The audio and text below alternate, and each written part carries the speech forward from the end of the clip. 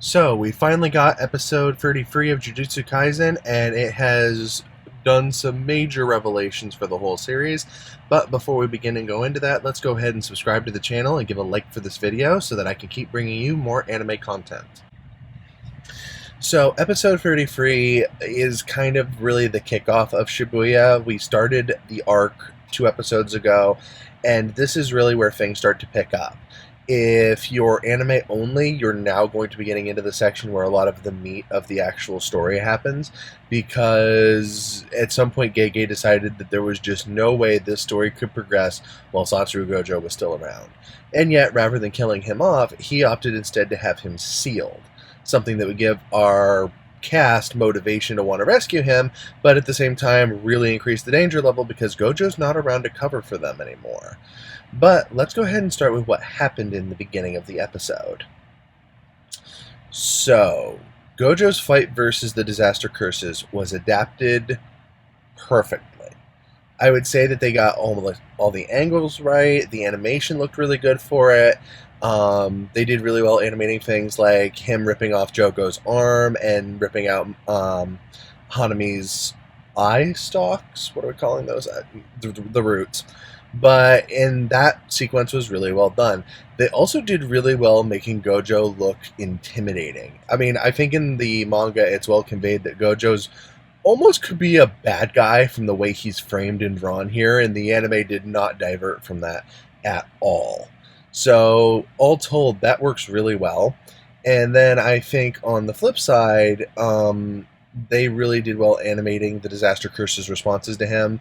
Domain Implication was kind of underwhelming last week, but they seem to have done well with it this week, better kind of making it more of the tug back and forth, as well as showcasing how Hanami was underprepared to utilize it because of, how Gojo's ability worked. But of course, not everything is to last, and that does include Gojo's battle.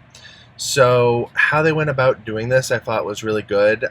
They did well with the reveal of the transfigured humans on the train, and I think they did really well with showcasing his domain expansion, because obviously doing that in still imagery versus how they were going to have to do it in animation was always going to be tricky. I think they did well kind of showing it more like a shutter effect rather than the full dome forming and then going away, which is probably really how it was supposed to be interpreted. It's just in manga panels that can be more difficult to discern.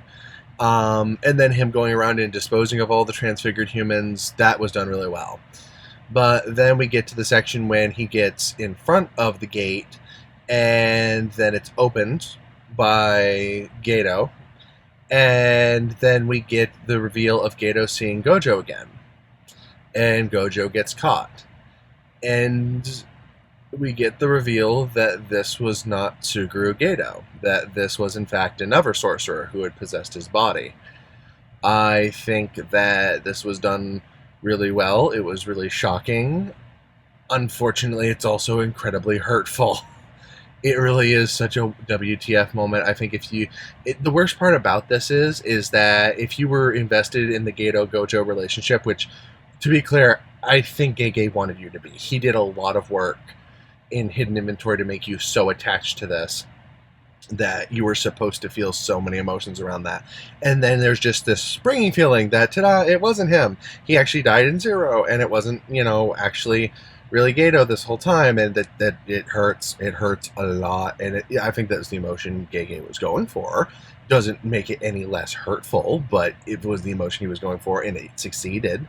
I was watching this with people when it went down, and yeah, neither of them saw it coming. There were some curse words emitted, shocked reaction.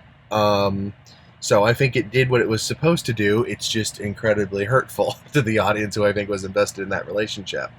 Of course, and then also we got our Mekamaru reveal, Mekamaru's last-ditch effort. And you'll find out more about that next week if you're anime only.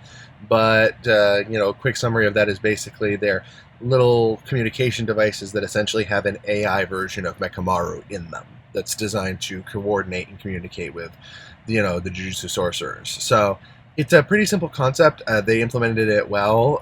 Overall, it was a emotionally shocking episode that I think was executed well, but still quite hurtful to the audience.